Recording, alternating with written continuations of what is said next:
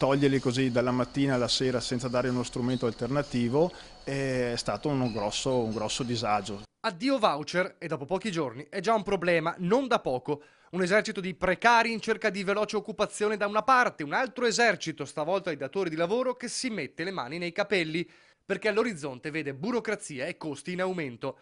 L'abolizione decretata dal governo sull'onda della pressione per il referendum chiesto dalla CGIL e poi cancellato non piace a molti, perché se è vero che lo strumento si prestava a possibili e frequenti irregolarità creando il rischio di lavoro irregolare sommerso, è altrettanto vero che i voucher semplificavano rapporti, costi e percorsi lavorativi dettati anche da situazioni fuori dall'ordinario.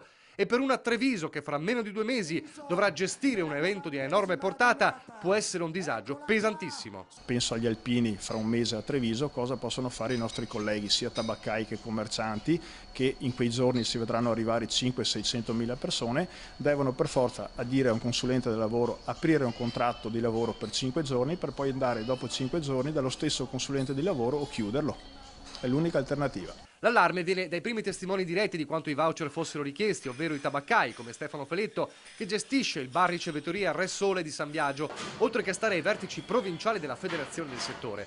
Da venerdì scorso lo schermo dei portali in ogni tabaccheria o esercizio abilitato a fornire i voucher mostra questo messaggio. L'assalto in quel giorno è stato da incubo. Parliamo in ordine numerico di un 100-150 clienti, ragioniamo sui 25-30 mila euro solamente nella giornata di venerdì.